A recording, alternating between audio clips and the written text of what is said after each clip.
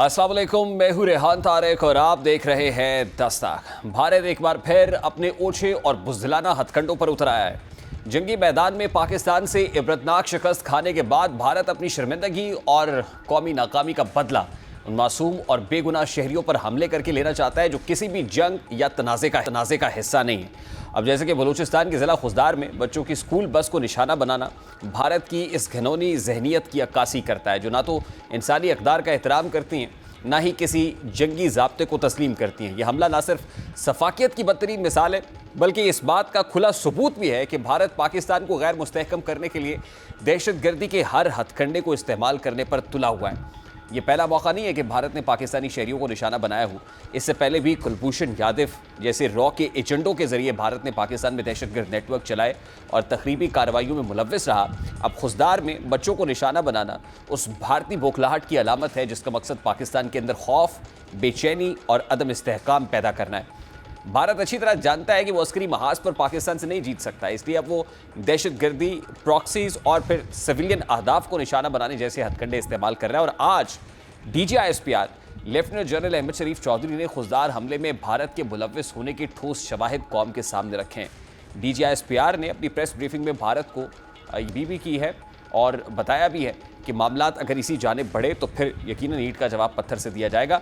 DGISPR क्या कह रहे थे, जरा उसकी एक झलक आपके सामने रखते हैं।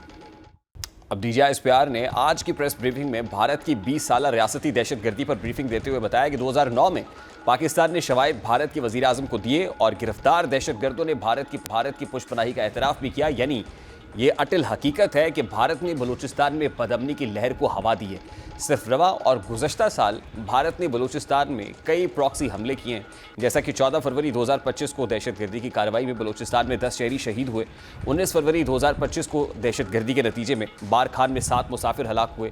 फिर मार्च 2025 को जाफर एक्सप्रेस पर हमला हुआ जिसके नतीजे में 26 मुसाफिर शहीद हुए। फिर 12 अप्रैल 2024 को केच में 12 मजदूरों की शहादत का वाक़या पेश आया।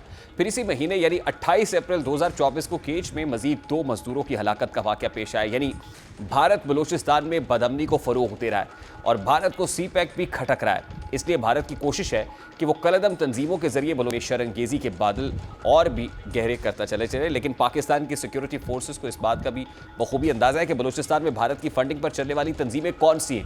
और आज DGISPR ने अपनी प्रेस ब्रीफिंग में इस तरफ इशारा करते हुए कहा कि मारंग बलोच ग्रुप दहशतगर्दों की प्रॉक्सी है। अब हालिया बरसों में पाकिस्तान की सिक्योरिटी एजेंसीज और हुकूमत ने बार बार ये मौके इख्तियार किया है कि भारत रियासती सतह पर बलूचिस्तान में मुदाखलत कर रहा है और इसका मकसद पाकिस्तान को अंदरूनी तौर पर कमज़ोर करना है। भारतीय खुफिया एजेंसी रॉ इस हवाले से अलहदगी पसंद अनासर, तकरीबी गिरोहों और दहशतगर्द तंजीमों को माली, तकनीकी और तरबियती इमदाद फराहम कर रही हैं ताकि बलूचिस्तान में बदअमनी को हवा दी जा सके। इसलिए मौजूदा आलमी और इलाकाई सूरत हाल को देखते हुए ये इम्कान रद्द नहीं किया जा सकता कि भारत बलूचिस्तान में मजीद बदअमनी फैलाने की कोशिश, ख़ास तौर पर CPEC के तहत बलूचिस्तान में गवादर पोर्ट की तरक्की, सड़कों और इंफ्रास्ट्रक्चर के मंसूबे न सिर्फ पाकिस्तान बल्कि पूरे खित्ते के लिए माशी मौके की अलामत है। ताहम भारत इन मंसूबों को अपने गिर्द घेरा तंग होने के तौर पर देखता है और यही वजह है कि वो बलूचिस्तान में इस्तेहकाम को सबूताज करने की हिकमत अमली पर अमल पैरा है। यानी भारत फिर से मजीद प्रॉक्सीज के जरिए पाकिस्तान के खिलाफ साजिश के नए जाल बुन सकता है। अभी तो भारत आबी जारियत का जाल बिछा रहा है, पाकिस्तान का पानी रोक रहा है, लेकिन इस मामले पर DGISPR ने एक तकरीब से खिताब करते हुए भारत को दो टोक पैगाम दिया कि अगर भारत रोका तो हम उसकी सांसें रोक देंगे। इस वक्त senior defence analyst brigadier retired Masood Ahmed Khan sahab ने हमें ज्वाइन किया। अस्सलाम वालेकुम ब्रिगेडियर साहब, बहुत बहुत शुक्रिया आपके वक्त के लिए। ब्रिगेडियर साहब, भारत अब प्रॉक्सी वॉर पे उतर आया है। इससे पहले जो पाकिस्तान इंडिया के माबैन एक स्टैंड ऑफ हमने देखा, उसके बाद एक नई शक्ल इख्तियार की है, वो प्रॉक्सी वॉर है। अपनी प्रॉक्सीज के जरिए से यहाँ पे दहशतगर्दी कर रहा है। सिक्योरिटी डोमेन में हमने जो कुछ करना था हमने करके दिखाया। अब भी DGISPR ने बड़ी तफसील से सेक्रेटरी दाखिला के हमरा जो प्रेस ब्रीफिंग दी है, बड़ी डिटेल में गुज़श्ता 20 साल का तमाम कच्चा चट्टा खोल के रख दिया है कि वो क्या करता रहा और किस तरह हम ये सब्सटेंशियल एविडेंसेस पूरी दुनिया के सामने रखते गए हैं। अब ये मामला सिक्योरिटी फ्रंट पे, वॉर फ्रंट पे लड़ा जाना है, ये डिप्लोमेटिक फ्रंट पे आप देखते हैं कि वो ज़्यादा इफेक्टिव है और डिप्लोमेटिक फ्रंट को एक्सरसाइज करना चाहिए। जी हाँ, देखिए जो DGISPR ने कहा 100% सही है। जब भी हम DGISPR की तरफ से ब्रीफिंग्स होती हैं तो वो इररिफ्यूटेबल एविडेंस होता है, वेरीफाइबल एविडेंस होता है, अथॉरिटी के साथ बात करते हैं, अनलाइक इंडियंस जो वहाँ पे कहानियां डालते हैं। अभी देखें कि हम एक तो डिप्लोमेटिक फ्रंट पे जाएंगे, जिस तरीके से हमारे वो डेलीगेशन जा रहे हैं, एक तो वो एक्सपोज करेंगे। सेकंड, हमारे जो एम्बेसीज हैं अक्रॉस द ग्लोब, जो वो एग्रेसिव डिप्लोमेसी होनी चाहिए। हमारी मोफा को, डिप्लोमेट्स को बुला कर उनको ब्रीफिंग देनी चाहिए, उनको सबूत दिखाने चाहिए। एट द सेम टाइम जो है ये काइनेटिक ऑपरेशन जो है, दे विल कंटिन्यू, जो इंटेलिजेंस बेस्ड ऑपरेशन हो रहे हैं, जिस तरह उन्होंने बताया कि अबाउट 52,000 के करीब ऑपरेशन हुए हैं तो लास्ट ईयर। तो अब वो उसकी कंटिन्यूटी रहेगी, और लेकिन इसमें है कि थोड़े से इसमें बहुत मजीद तेजी हम देखेंगे इसमें, और स्वीपिंग ऑपरेशंस होंगे। और यकीनन जहां जहां भी तरह इनके फैसिलिटेटर्स हैं, एबेटर्स हैं, प्लानर्स हैं, और जो अक्रॉस द बॉर्डर्स में बैठे हुए, चाहे वो अफगानिस्तान में बैठे या एल्सवेयर, उनके पीछे जाया जाएगा और उनको यकीनन कैफल किरदार तक पहुंचाया जाएगा। और इसमें तो कोई शक नहीं है। देखें, इंडिया जो है पाकिस्तान के अंदर 1947 के बाद से पाकिस्तान को उन्होंने बेसिकली एक्सेप्ट नहीं किया। India itself is existential threat to Pakistan. So therefore India तो कॉन्स्पिरेसीज को करता रहा है, किसी भी तरीके से पाकिस्तान को डिस्टेबलाइज करे। तो उनकी ख्वाहिश रही थी और है कि उनका काबू में अफगानिस्तान आए, सो दैट वहां बैठ के they can create strict problem inside Pakistan. और उसमें वो बड़े कामयाब भी रहे, क्योंकि अफगानिस्तान में हमने पास्ट में देखा है, they have been facilitating Indian raw. Raw बनी थी 1968 में। 1950 में इंडिया और अफगानिस्तान के दरमियान एक दोस्ती का मुआहिदा हुआ। उसके बाद से वहां पे इन्होंने अपना असर और रसूख इस्तेमाल करना शुरू कर दिया था। 68 में जब रॉ बनी तो रॉ के फिर ताल्लुकात हुए खाद के साथ, खाद के बाद रॉ ने एनडीएस के साथ ताल्लुकात बनाए, फिर रॉ के ताल्लुकात बने जनरल डायरेक्टरेट ऑफ इंटेलिजेंस। और इसके साथ देखें, जब अशरफ गनी और करज़ई की हुकूमत थी तो वहां पे 66 कैंप्स थे जहां से तरबियत दी जाती थी ये ब्रास और फितनाउल हिंद को। और वो वहां से आके बलोचिस्तान में भी टारगेट्स करते थे, और कराची में, कराची स्टॉक एक्सचेंज में भी जो हमला हुआ, पीसी जो गवादर में हमला हुआ, या इसके बाद सरीना कोयटा में हुआ, खुदकश हमले जो चाइनीज पे हुए हैं, तो ये सारे बीएलए मजीद ब्रिगेड ग्रुप इंडिया की बेहस पे ये कर रहे थे। और देखें कि जिस तरह आज सर उन्होंने देखिए, जो दे वहां have been pay doing it for the past 20 years as DG ISPR mentioned. हमने एविडेंसेस भी रख दिए। अब ये मामला काइनेटिक डोमेन में, आपको लगता है काइनेटिकली इसको हल करना चाहिए, काइनेटिक ऑपरेशंस चाहिए, या फिर एग्रेसिव डिप्लोमेसी? गो कि आज बिलावल भुट्टो की वजीर आजम साहब से मुलाकात हुई है और जाहिर है बिलावल साहब इस कैंपेन को लीड कर रहे हैं, लेकिन क्या आपको एग्रेसिव डिप्लोमेसी नजर आ रही? जी हाँ, बिल्कुल। देखिए, एग्रेसिव जिस तरह डिप्लोमेसी हमने ये मार्के हक में किया, तो उस जो डिप्लोमेसी इंटरनेशनल कम्युनिटी ने आपके जो नैरेटिव था उसको एक्सेप्ट किया, उन्होंने मान लिया कि पाकिस्तान हक के है। तो सिमिलरली देखें, इंडिया एक्सपोज ट्रांसनेशनल रिप्रेशन में तो ऑलरेडी एक्सपोज हो चुका है। कनाडा में जो किया, यूएसए में, यूनाइटेड किंगडम में, और पाकिस्तान में भी सिखों के असैसिनेशन, कश्मीरियों के असैसिनेशन, ये international media, electronic and print media ने स्टोरीज कैरी नहीं, की आप हैं, तो बिल्कुल उसमें ठीक तो कह रहे कोई हैं ना शक। ब्रिगेड साहब। Now what they have started doing is कि वो प्रॉक्सी वॉर मुसल्लत कर रहे हैं। अब वो सीज फायर के बाद एक नई शक्ल इख्तियार कर रही है। हमारी जो कंडीशंस हैं वो कश्मीर मामले के ऊपर हो, इंडस बेसिन ट्रीटी के ऊपर हो, बीएलए स्पॉन्सर्ड टेररिज्म के ऊपर हो, ये कंडीशंस को मीट कर, ये जो रिक्वायरमेंट्स हैं जो हमने जाहिर है ये कंडीशनल सीज फायर किया है कि जब तक ये मामला हल नहीं होते तब तक सीज फायर है। तो ये हल होंगे कैसे? मैं ये कह रहा हूं कि इसके लिए तो हमें एग्रेसिव डिप्लोमेसी नहीं चाहिए, मतलब post that stand of situation. देखें, बिल्कुल होनी चाहिए। ये तो मैंने कहा ना, aggressive diplomacy and kinetic action simultaneously जाएंगे। और एग्रेसिव डिप्लोमेसी में मैंने तो बता दिया, लेकिन इसमें मोस्ट इंपॉर्टेंटली अमेरिकन को इन्वॉल्व करना होगा। जिससे प्रेसिडेंट ट्रम्प ने जहां भी कहा, 7 time he has mention Pakistan. Even south African president के साथ बैठ के उन्होंने पाकिस्तान की लीडरशिप की तारीफ की है, पाकिस्तानी लोगों को तारीफ की है कि जीनियस से अच्छे हम ट्रेड करेंगे। तो और उन्होंने वहां पर भी ये कहा कि हमने सीज फायर करवाया। So that is one thing he said कि हम मीडिएट करने को तैयार है। फॉर द फर्स्ट टाइम बात हुई। सेकंड देखें, जब मार्को रूबियो ने ट्वीट किया था तो उन्होंने लिखा था कि जब सीज फायर हुआ, उसने लिखा था कि Pakistan and India will discuss broad set of issues at a neutral venue. तो उसमें भी एक्नॉलेजमेंट थी कि ब्रॉड सेट्स का मतलब था जम्मू एंड कश्मीर की भी बात होगी, पानी की इसमें बात होगी, इंडियन टेररिज्म की भी बात होगी, फिर ट्रेड की भी बात होगी। तो पाकिस्तान एग्रेसिव डिप्लोमेसी भी करेगा, और जो इनके प्रॉक्सीज हैं, चाहे वो बलूचिस्तान में है या खैबर पख्तूनख्वा में है, और एक लीथल किस्म का मैसिव जो काइनेटिक ऑपरेशंस होंगे, आप देखेंगे इन चंद दिनों में पता चल जाएगा कितने जो ये लोग मारे गए हैं। बहुत बहुत शुक्रिया ब्रिगेडियर रिटायर्ड वकार मसूद अहमद खान मौजूद थे। एक ब्रेक लेते हैं, let's take a very quick short break और ब्रेक के बाद वापस आते हैं।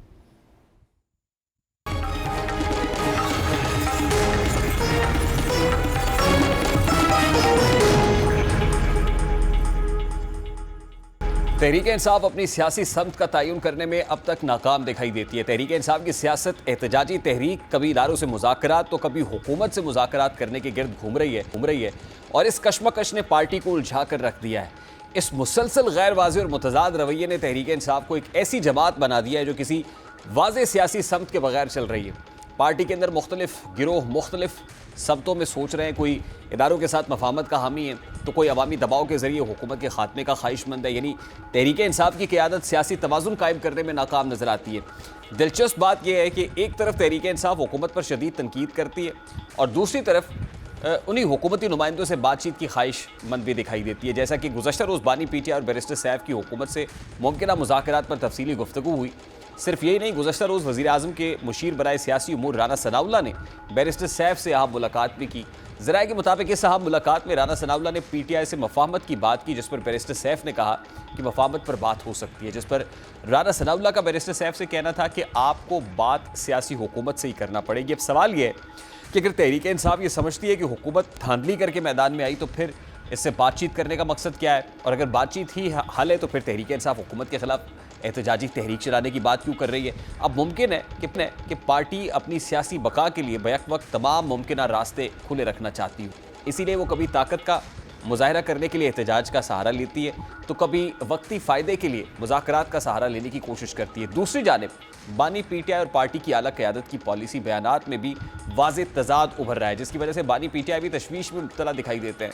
यही वजह है कि बानी पीटीआई की अली अमीन गंडापुर पर सरजनिश की कहानी भी सामने आई है। गुज़श्ता रोज़ वज़ीर आला केपी के अली अमीन गंडापुर के साथ 2.5 घंटे की तवील मुलाकात में मुमकिना तौर पर बानी पीटीआई की जानिब से शिकवा किया जाता रहा कि अली अमीन गंडापुर पार्टी पॉलिसी को वाज़े करने में नाकाम रहे, और ये बात इसलिए भी हकीकत के करीब लगती है कि अली अमीन गंडापुर को बानी पीटीआई से मुलाकात के बाद मीडिया पर आकर ये वजाहत देनी पड़ी कि उनकी वही पॉलिसी है जो बानी पीटीआई की पॉलिसी है।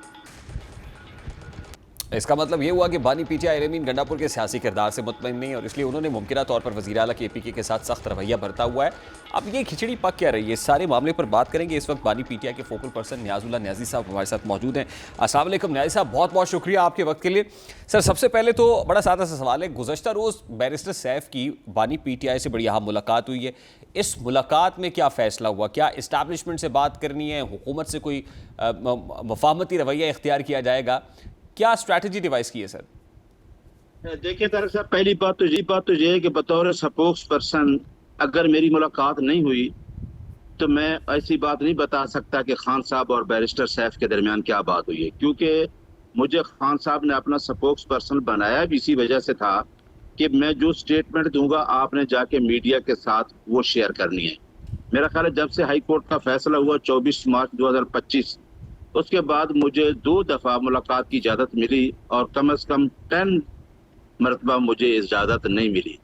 जहाँ तक खान साहब का एस्टेब्लिशमेंट से बात का ताल्लुक है, तो आपने आज से 2-3 दिन पहले एक वाज़ेह बात सुन ली थी जो बाहर आके उनकी बहनों ने की थी कि मैं अपने ज़ात के लिए एस्टेब्लिशमेंट से कोई बात नहीं करूँगा, ना अपने किसी कंप्रोमाइज़ में। हाँ, अगर एस्टेब्लिशमेंट को मुल्क के मफाद में बात करना चाहती है तो मैं हर वक्त तैयार हूँ। एक बात बड़ी क्लियर है तारिक साहब कि इमरान खान जो कि 8 फरवरी को कौम उसके साथ खड़ी थी, वो इलेक्शन जीता है। अब उसका ये कहना कि मुल्क की मफाद के लिए बात करना वो इसलिए बनता है कि कौम उसके साथ है। लिहाजा आपकी ये स्टेटमेंट बैरिस्टर सैफ की, इस पे तो इमरान खान ने कितनी दफा कहा कि मैं किसी कंप्रोमाइज में नहीं जा रहा, मैं किसी डील में नहीं जा रहा। नहीं, लेकिन ऐसा मुल्क के मफाद में बात किससे होगी? वो एस्टैब्लिशमेंट से होगी, वो हुकूमत से होगी, क्योंकि बैरिस्टर साहब की इस मुलाकात के बाद उनकी एक मुलाकात बैरिस्टर साहब की राना सनाउल्लाह साहब से हुई, जिसके बाद ये खबर सामने आई कि एग्री किया है कि दोनों तरफ से मफाहमाना तर्ज सियासत इख्तियार किया जाएगा, मफाहमत की बात आगे बढ़ सकती है। नहीं, मैं ये क्वेश्चन खैर आप बैरिस्टर साहब से भी पूछ सकते हैं, क्योंकि वो एडवाइजर टू द सीएम है। अगर उसकी मुलाकात हुई तो बहुत अच्छा तरीके से बता सकता है। लेकिन मुझे ये पता है कि खान साहब से जब हमने बात की एक दफ़ा, जेल में इसकी मुज़ाकरात की, तो उन्होंने कहा कि देखिए मैं किसी कम मुज़ाकरात में इसमें से नहीं जाना चाहता कि मेरे खिलाफ 180 झूठे मुकदमात थे और अल कादिर केस जो मेरा कोर्ट में लग नहीं रहा, जिसमें मेरी बीवी को साथ बिठाया हुआ है, जिसके ऊपर कोई एलिगेशन नहीं है, तो क्या ये मुझे प्रेशराइज करके किसी मुज़ाकरात या मफाहमत में लेके जाना चाहते हैं? तो कोई ऐसी मुज़ाकरात मफाहमत में नहीं जाऊंगा। अगली बात यह है कि मेरा ख्याल था वो मफाहमत में जाने का मकसद क्या है कि आपको पता है कि लोग उसके साथ खड़े हैं, कौम उसके साथ है, 8 फरवरी का रिजल्ट आपके सामने है। अगर कोई माने ना माने, लोगों को पता है, कौम एजुकेट हो चुकी है, एक एक फर्द ये चीज गवाही देता है कि मेरा मैंडेट चुराया गया जो आईन ने उसको हक दिया। तो मेरा ख्याल है कि कोई ऐसी बात नहीं है और ये बार बार वजाहत आ रही है खान साहब की कि मैं किसी मुज़ाकरात, किसी मफाहमत में हुकूमत के साथ नहीं जा रहा। हाँ, अगर एस्टेब्लिशमेंट मुल्की मफाद में मेरे साथ कोई बात करना चाहती है तो मैं उसके लिए तैयार हूँ, और वो हमेशा तैयार है। और हमेशा उसने ये भी कहा था कि मैं अपनी जो अफवाज पाकिस्तान के बारे में उसने बात की कि मैं अपनी जान से भी अफवाज पाकिस्तान मुझे अजीज है। नहीं, वो बात ठीक है, लेकिन मिलिट्री इस्टेब्लिशमेंट भी तो ये बात वाजे कर चुकी है ना कि को बात करनी है आपने तो सियासी हुकूमत से कीजिए, पॉलिटिकल स्टेक होल्डर्स बैठ के बात करें, हमारी डोमेन ही नहीं है। नहीं, तो पॉलिटिकल स्टेक होल्डर का तो मैंने बता दिया है, जिनके पास अवाम का मैंडेट ही नहीं है उनसे क्या बात हो सकती है? या तो ये है ना कि उनके पास अवाम का मैंडेट हो। ये तो हर किसी को पता है कि फार्म 47 पे हुकूमत बनी है, फार्म 45 पे जो जीते हैं वो जेल में बैठे हैं, जिनके साथ कौम है उनको आप आने नहीं देते, आप मीडिया को वहां रोका हुआ है। नहीं सर, देखिए ना, अगर आपकी ये principal position from day one होती ना सर, देखिए अगर आपकी सर अगर आपकी ये principal position from day one होती ना कि ये इलेजिटिमेट गवर्नमेंट है, ये फॉर्म 47 की गवर्नमेंट है, तो फिर बहुत सारे ऐसे मौके थे कि जिसपे आप इस हुकूमत के साथ ना बैठते, लेकिन बैठे। पाकिस्तान तहरीक इंसाफ के लोगों ने एग्री किया कि वो हुकूमत के साथ बैठेंगे, फिर बाहर आ गए। तो बात यह है कि कोई एक क्लियर स्ट्रैटेजी भी तो नहीं है ना सर। नहीं, हमारी क्लियर स्ट्रेटेजी है। देखिए हुकूमत के साथ, देखिए आप एक हुकूमत चला रहे हैं, उस हुकूमत को चला रहे हैं जिसके पास मैंडेट नहीं है। हुकूमत तो नाम की चल रही है, लेकिन हमारा मौक़िफ़ 26वीं 26th अमेंडमेंट पे या हमारा मैंडेट जो चोरी हुआ उस पे उसी तरह मौक़िफ़। और इमरान खान जब भी मुलाकात होती है हमें यही कहता है कि बाहर जाके 26वीं तरमीम का कहो और हमारा चोरी शुदा मैंडेट का कहो। बाकी मुज़ाकरात वाली बात इनसे तो हमारे सामने तो कभी नहीं किया कि मैं इनके साथ कोई मुज़ाकरात में जा रहा हूँ, बल्कि उन्होंने वाज़ेह कर दिया पिछली मुलाकात में कि आप नून लीग से तो मुज़ाकरात हो ही नहीं सकते। ठीक, अच्छा अब देखिए भाई साहब, from with in the PTI दो राय भी मुनकसम है ना कि वो पंजाब वाले कहते हैं कि हलीमा खान साहिबा को बात कहेंगी तो हमारे लिए साहिब नहीं है। वो तो बात हम तब सुनेंगे जब पार्टी की कोई स्ट्रक्चर के, मतलब अगर आप चेन ऑफ कमांड देखें, बैरिस्टर गौर या कोई और कहे तो फिर हम बात सुनेंगे। अब हलीमा खान साहिबा को बात करती हैं, बैरिस्टर गौर और बात करते हैं, Ali Amin Gandapur on contrary to that बात करते हैं। समझ नहीं आ रही कि पार्टी के अपने अंदर चेन ऑफ कमांड है क्या? नहीं, देखिए मैं अच्छा है आज आपके मीडिया से ज़्यादा मेरी आवाज़ पहुंच जाए कि उसका स्पोक्स पर्सन मैं हूं, और अगर स्पोक्स पर्सन को मिलने दिया जाए तो आपको सही स्टेटमेंट आ जाए, या मीडिया को एक्सेस दी जाए, मीडिया को भी मना कर दिया, आप जैसे लोग जाएं आपको सही स्टेटमेंट मिले। लेकिन खान की दोनों बहनों का जो बयान था वो अलीमा खान ने स्टेटमेंट दे दी, जो खान ने दी हो रहे हैं, तो उन्होंने कहा हाँ करूंगा, क्योंकि पैरामाउंट है रियासत को बचाना। तो रियासत से जब हमारे साथ आवाम खड़ी है, रियासत को बचाना हमारा फर्ज है, लिहाजा एस्टेब्लिशमेंट से रियासत के मफाद के लिए हम हर वक्त तैयार हैं। लेकिन एस्टैब्लिशमेंट तो बातचीत नहीं करना चाहती ना सर, वो तो कभी गवर्नमेंट से बात करें, पॉलिटिकल स्टेक होल्डर से बात करें। आप ऐसा मेरी आवाज आ रही है आपको? मैंने बता दिया कि कोई बात नहीं हो रही, मज़ाकरात वाली बात ये हमने 3 दिन पहले बैर मीडिया में बता दिया। खान साहब ने कहा कि मेरी इस गवर्नमेंट से कोई मज़ाकरात की बात नहीं है। ऑप्शन क्या है फिर पीटीआई के पास? क्योंकि हमने पीटीआई के लोगों से भी सुना कि अगले 48 से 72 घंटे बड़े इंपॉर्टेंट है, कोई एहतजाजी तहरीक प्लान कर रहे हैं, हम दमादम मस्कल अंदर करेंगे, इस्लामाबाद की तरफ मार्च करेंगे, क्या करेंगे सर? मैं बताता हूँ, जहाँ आप के मुकदमात भी खत्म हो जाएं झूठे, अब मुकदमात खत्म हो गए। आपके पास एक अल कादिर मुकदमा था, केस था, जिसका आपने 2 महीने केस को लिंगरान किया, उसका फैसला आपने महफूज कर लिया, रिजर्व कर ली जजमेंट। उसके बाद आपने सुनाई, जब 26वीं तरमीम आ गई इस्लामाबाद हाई कोर्ट में जजेस आ गए। अब हम पूरी कोशिश करते हैं, तारक साहब डेली कोशिश कर रहे होते हैं कि अलकादर केस लगे। एक मुलजिम कहता है मेरा केस सुना जाए, जो कि झूठे केसेस हैं। अब वो केस लगते नहीं है। पिछली पिछली कोई 2-3 हफ्ते से हम ट्राई कर रहे हैं कि हमारा केस लगे और सुना जाए, लेकिन आखिर केस नहीं लगता। हमारे पास क्या ऑप्शन रह जाता है? यही ऑप्शन है कि आर्टिकल 15 ऑफ द कॉन्स्टिट्यूशन ये कहता है कि हर पाकिस्तानी को प्रोटेस्ट की जाए, इनका कोई न सुनी जाए, और आपका कोई जुडिशरी जो है वो 26वीं तरमीम के बाद उसकी आज़ादी को छीन लिया गया। इलेक्शन कमीशन ठीक, बहुत बहुत शुक्रिया न्याजुल्लाह न्याज़ी साहब। I have to take a very quick short break here. Niazullah Niazi PTI के फोकल पर्सन हमारे साथ मौजूद थे। ब्रेक लेते हैं, ब्रेक के बाद वापस आएंगे, गुफ्तगू को कंटिन्यू करेंगे हमारे साथ।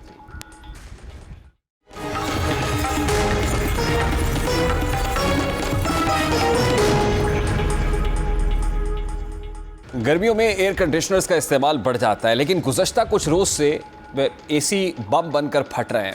लाहौर, रावलपिंडी और फैसलाबाद में एसी फटने से धमाके के वाक़यात रिपोर्ट हुए हैं। लाहौर के इलाके में ऐसा ही वाक़या रूनुमा हुआ। फिर इसी तरह रावलपिंडी में एक सालगिरह की तकरीब के दौरान एसी धमाका हुआ, जिसके नतीजे में 7 अफराद जख्मी। माहिरीन के मुताबिक एसी धमाकों की सबसे बड़ी वजह R32 नामी गैस है। ये गैस बारूद का काम देती है। दरहकीकत एसी में मौजूद ये जो वाइब्रेटर्स हैं और कंप्रेसर्स मौजूद हैं, ये लगे हुए होते हैं और इस वजह से कंप्रेसर फट जाता है। एसी फटने की और भी वजूहात हो सकती हैं, जैसा कि नाकिस इंस्टॉलेशन और कंप्रेसर में तकनीकी खराबी किसी बड़े हादसे का सबब बन सकती है। पाकिस्तान में उमूमन R22 और R410 ए नामी गैस इस्तेमाल होती है। R22 निस्बतन पुरानी और माहौलियाती लिहाज से मुज़र सेहत गैस है, जबकि R410 ए ज़्यादा प्रेशर पर काम करती है और अगर ये गैस गलत तरीके से इंस्टॉल की गई है, भरी गई है, तो धमाके का बाइस भी बन सकती है। इसके अलावा बाज़ गैर मयारी टेक्नीशियंस हाइड्रोकार्बन बेस्ड गैस जैसे R290 या R600 ए का इस्तेमाल करते हैं। इसके अलावा कंप्रेसर का ओवरलोड होना में फॉल्ट या वोल्टेज में उतार चढ़ाव भी एसी के फटने का बाइस हो सकता है। अक्सर केसेस में गैर तरबियत याफ्ता अफराद की जानिब से की गई सर्विसिंग या गैर मयारी पुर्जों का इस्तेमाल ख़तरनाक नताइज का बाइस बनता है। इस बात का इदराक होना ज़रूरी है कि एसी एक हसास बरकी और मैकेनिकल निज़ाम है, जिसकी तनसीब और देखभाल सिर्फ माहिरीन से ही करानी चाहिए। माहिरीन तजवीज़ करते हैं कि एसी की सर्विसिंग साल में कम अज़ कम एक बार ज़रूर कराई जानी चाहिए। इंस्टॉलेशन के वक्त प्रेशर, वोल्टेज और गैस की मिकदार चेक करें और जाली गैस या सस्ते पुर्जों से परहेज़ करें। इसी तरह अगर एसी में मामूली सी ख़राबी भी महसूस हो, जैसे शोर हो, स्मेल आए या गैस लीकेज हो, तो फ़ौरन मुस्तनद अथेंटिक टेक्नीशियन से मुआयना कराएं। गाज़ियाबाद का हालिया वाक़या और दीगर शहरों में पेश आने वाले धमाके इस बात की अलामत है कि हमें सिर्फ सस्ती या फौरी सरतफा करने की बजाय महफूज और मयारी हल की तरफ तवज्जो देनी होगी, क्योंकि ये समर्स का सीज़न है और इसमें एसी ज़्यादा इस्तेमाल होते हैं। और जब ये वाक़यात ज़्यादा तादाद के अंदर रिपोर्ट हो रहे हैं, तो ये जान लेना भी ज़रूरी है कि इन वाक़यात के जो पसे पर्दा मुहरकात हैं वो क्या है और उसमें कहाँ पे फॉल्ट मौजूद है, ताकि इसको फिक्स किया जा सके और किसी भी जानी या माली नुकसान से बचा जा सके। ब्रेक लेते हैं, ब्रेक के बाद वापस आएंगे, गुफ्तगू कंटिन्यू करेंगे हमारे साथ।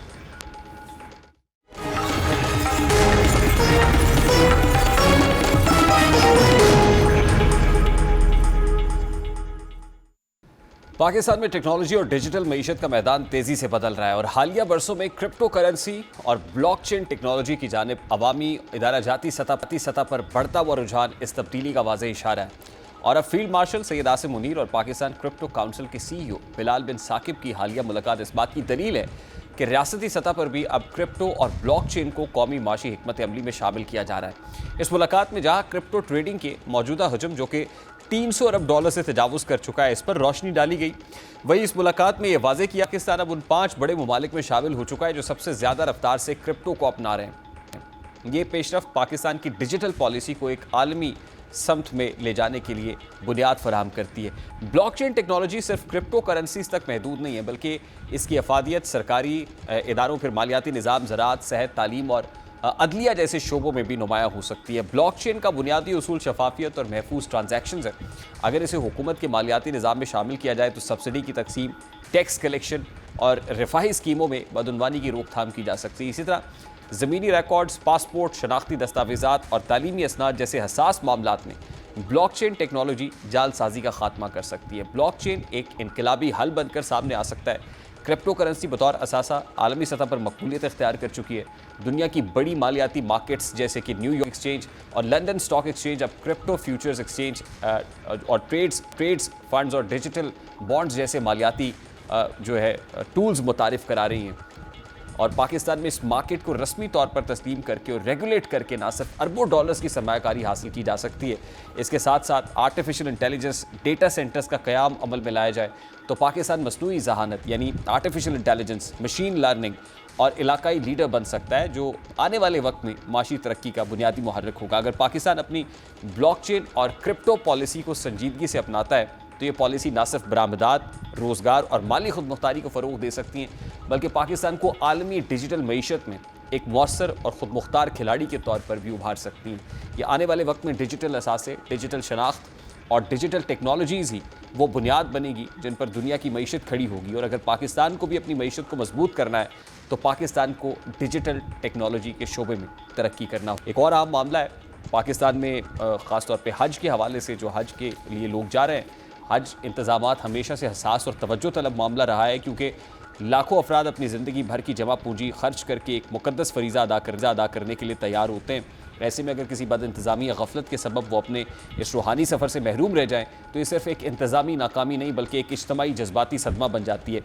आज वफाकी वज़ीर मज़हबी अमूर सरदार मोहम्मद यूसुफ ने अपने एक बयान में इंकशाफ किया कि 2025 में जो निजी हज ऑपरेटर्स हैं उनकी मुबैना गफलत की वजह से हज़ारों पाकिस्तानी आज़मीन हज सऊदी अरब नहीं जा सकेंगे। ये बयान बिलाशुबा बाइस तशवीश है, क्योंकि इससे न सिर्फ निजी शोबे की कारकर्दगी पर सवालात उठते हैं बल्कि वजारत मज़हबी अमूर की निगरानी और रेगुलेटरी किरदार पर भी उंगलियाँ उठती हैं। सरदार यूसुफ के मुताबिक हज 2025 के लिए पाकिस्तान को मजमूई तौर पर 1,79,000 अफराद का कोटा मिला था, जिसमें से 25,698 अफराद ने निजी शोबे के ज़रिए हज के लिए दरख्वास्त दी थी। निजी हज ऑपरेटर्स की नाअहली और गैर ज़िम्मेदाराना रवैये की वजह से इनमें से हज़ारों अफराद अब अपने मुक़द्दस सफ़र से महरूम रह जाएंगे।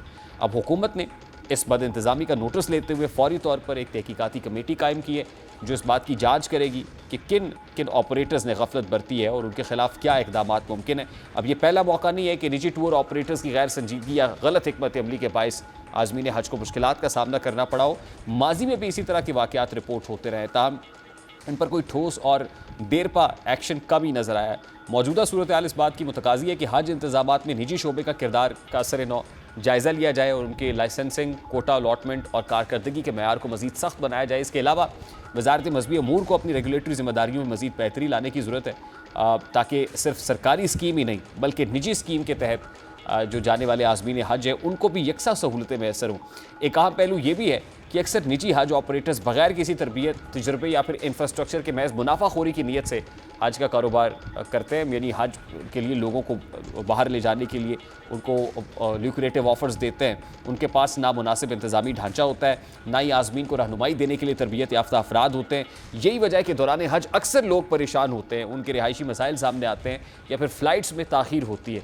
सरदार यूसुफ ने खुद इस बात का एतराफ़ किया है कि वजारत मज़हबी अमूर ने सऊदी हुकाम से मुतअद्दिद मुलाकातें की और तमाम तर तैयारियां बर वक्त मुकम्मल करने की कोशिश की, लेकिन निजी शोबे की कोताही सब पर पानी फेर गई है। अब ज़ाहिर है जब हो जाती है इसका खमियाजा हम भुगतते हैं, उसके बाद हम इंक्वायरी कमेटीज़ की बात करते हैं, जांच की बात करते हैं, लेकिन कभी हम किसी भी मामले को टेस्ट केस बनाकर डील नहीं करते। उम्मीद है कि इसको टेस्ट केस बनाया जाएगा ताकि आने वाले सालों में इस तरह का मामला ना देखना पड़े। प्रोग्राम का वक्त अपने इख्तिताम को पहुँचा है, आपसे मुलाकात होगी इंशाअल्लाह अगले हफ्ते। अपना रखिए ख्याल। अल्लाह हाफ़िज़।